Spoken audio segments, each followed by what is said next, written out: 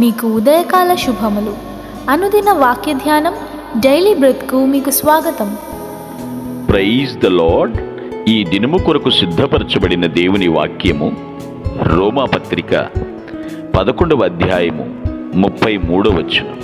ఆహా, దేవుని బుద్ధి జ్ఞానంలా బాహుల్యము ఎంతో గంభీరము, ఆయన తీర్పులు శోధింపనెంతో సఖ్యములు, ఆయన మార్గములెంతో అగమ్యములు. O the depth of the riches both of the wisdom and knowledge of God, how unsearchable are his judgments and his ways past finding out. ప్రభునందు ప్రియులారా, ముందుగా మీకు హృదయపూర్వక వందనములు తెలియచేస్తున్నాను. పౌలు భక్తుడు రోమా సంఘాన్ని మాత్రమే ఉద్దేశించినట్లు కాకుండా పరిశుద్ధాత్ముడు మనల్ని ఉద్దేశించి కూడా మాట్లాడుతున్నాడు.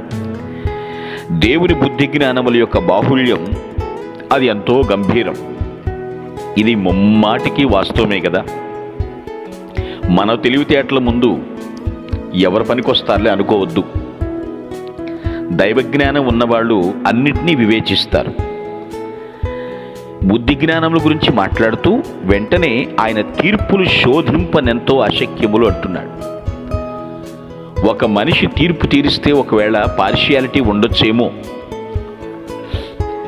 పక్షపాతం ప్రదర్శించొచ్చేమో తెలియదు, కానీ దేవుని తీర్పులు ఇంకెవ్వరూ కూడా వేలెత్తి చూపించలేరు.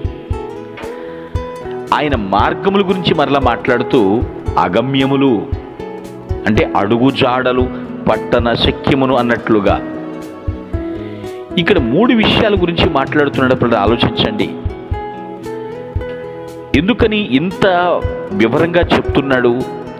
మనం పరిశీలన చేస్తే విజ్డమ్ గురించి మాట్లాడుతున్నాడు, బుద్ధి జ్ఞానాల గురించి మాట్లాడుతున్నాడు, జడ్జిమెంట్ గురించి, జస్టిస్ గురించి మాట్లాడుతున్నాడు, వేస్ గురించి మాట్లాడుతున్నాడు. ఈ 3 మన జీవితంలో నిత్యము కూడా పనిచేస్తూ ఉన్నవేనండి. ఎందుకంటే పిల్లరా, బుద్ధి తప్పామా, బుద్ధి లేకుండా ప్రవర్తించామా, భవిష్యత్తు ఆగమ్యం అయిపోతుంది, ఏం అర్థం కాదు. అందుకనే ప్రతి క్షణం మనం దేవుని మీద ఆధారపడాలి. ప్రభువా, నీ జ్ఞానము మాకు దయచేయండి. మేము బుద్ధిహీనులమైపోయినప్పుడు మరలా మమ్మల్ని బుద్ధిమంతులుగా తయారు చేయండి అని దేవుని మీద ఆధారపడాలి. అప్పుడు గంభీరమైనటువంటి జీవితం మనం జీవిస్తాం. తీర్పులు శోధింపనెంతో అశక్యము. చిన్న చిన్న పంచాయతీలకే తల్లడిల్లిపోతూ ఉంటారు చాలామంది. దేవుని తీర్పు ఒకానొక రోజున రాబోతోంది పిల్లరా. ధవళ సింహాసనపు తీర్పు అంటారే, దేవుని సింహాసనం ముందు మనం నిలబడాల్సి వస్తే తల దించుకుంటామా, తల ఎత్తుకుంటామా? నీవు సత్క్రియ చేసిన ఎడల తల ఎత్తుకొనవా అని వాక్యం సెలవిస్తోంది. సత్క్రియ చేయని ఎడల నీ వాకిట పాపము పొంచియుండును అని బైబిల్ హెచ్చరిస్తోంది. మనము దేవుని తీర్పులకు నిలబడాలి, తల ఎత్తుకోవాలి. తీర్పు తర్వాత కిరీటాలు మనం పొందుకోవాలి. ఆయన తీర్పులు మనం శోధింపగలమా? ఆయన మార్గములు ఎంతో అగమ్యములు. దేవుని మార్గంలో నడిస్తే అక్కడ ముగింపు అయిపోయిందిలే, ఇంత దూరం నడిస్తే చాలు అనుకునేవి కావండి. ఇరుకు మార్గం అయినప్పటికీ కూడా నేనే మార్గమని తెలియచేసినటువంటి దేవుడు మన ముందు రథసారథిగా నడుస్తున్నప్పుడు, మనకు నాయకుడిగా, మార్గదర్శిగా మన ముందు నడుస్తున్నప్పుడు నడవటమే, ఆయన బాటలో నడవటమే మన తక్షణ కర్తవ్యంగా ఉండాలి. నా వల్ల కాదు, నేను చెయ్యలేను, నేను ఎంతకాలము అనే మాటలు ప్రక్కన పెట్టేసి, దేవా నీ మార్గములు నాకెంతో ప్రియమైనవి అంటూ దేవుణ్ణి వెంబడించాలి. పరలోకము పట్టణము చేరేంత వరకు ఈ ప్రయాణం కొనసాగుతూనే ఉండాలి. అందుకనే వచనం ప్రారంభంలో అంటున్నాడు, ఆహా, ఎంత ఆస్వాదిస్తున్నాడో రచయిత ఆలోచించండి పిల్లరా. గ్రంథకర్త ఈ వివరాలన్నీ వ్రాసేటప్పుడు ఎంతగా సంతోషిస్తున్నాడు. అయ్యా, నీ బుద్ధి జ్ఞానములు మేమస్సల ప్రభువా దాన్ని అంచనా వేయలేము. ఎంత గంభీరమైనవి నాయన, ఎంత గంభీరమైనవి. ప్రియ దేవుని బిడ్డ, ఈ లోకంలో జీవించేస్తున్నామంటే జీవించేస్తున్నాం కాదండి, బ్రతికేస్తున్నాంలే ఎలాగోలా బ్రతికేస్తున్నాంలే కాదు.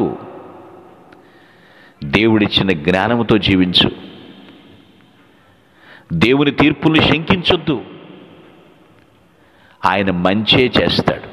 మంచి తప్ప మరేది చేయడండి ఆయన. అంతేకాదు ఆయన మార్గములు మన కోసం సరళపరుస్తున్నాడు, మనం నడుచుటకు వీలుగా చేస్తున్నాడు. అయినప్పటికీ కూడా వెనకంజ ఎందుకు వేస్తాము? నీవు నడవాలని, ఆయన్ని వెంబడించాలని ప్రతి క్షణము కూడా మన కోసం పరితపిస్తున్నాడు. ఆ మార్గంలో నడవకుండా ప్రక్కకు వెళ్ళిపోతే పాతాళం కాచుకుని ఉందని నువ్వు ఎందుకు గ్రహించలేకపోతున్నావు?